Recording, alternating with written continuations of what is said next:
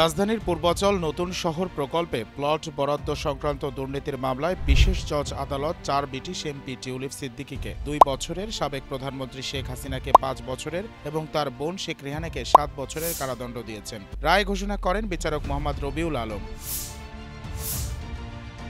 Tulip সিদ্দিককে ১ lakh টাকা জরিমানা ও অনাদায়ে ৬ মাসের বিনাশ্রম কারাদণ্ড প্রদান করা হয়েছে, আর শেখ রেহানাকে ১ লাখ টাকা জরিমানা করা হয়েছে। এই মামলার জন্য ১৪ আসামিকে ৫ বছর করে কারাদণ্ড দেওয়া হয়েছে।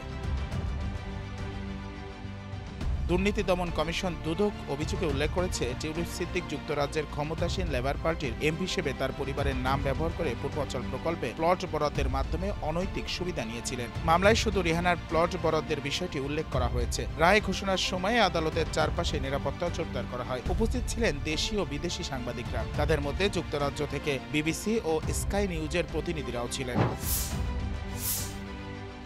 শেখ হাসিনা ও তার পরিবারের বিরুদ্ধে বিভিন্ন দুর্নীতির অভিযোগ পূর্বে উঠলেও টিউলিপ সিদ্দিকের নাম এতে নতুন মাত্রা যোগ করেছে। এই ঘটনার পর যুক্তরাজ্যের অর্থনৈতিক সচিব পদ থেকে তিনি পদত্যাগ করেন। এই মামলায় রায়কে বাংলাদেশে আইনের শাসন ও দুর্নীতি বিরোধী প্রক্রিয়ার একটি গুরুত্বপূর্ণ পর্যায় হিসেবে দেখা হচ্ছে। একই সঙ্গে এটি দেশের রাজনৈতিক ও প্রশাসনিক ব্যবস্থায় স্বচ্ছতা ও জবাবদিহিতার চ্যালেঞ্জকে তুলে ধরেছে।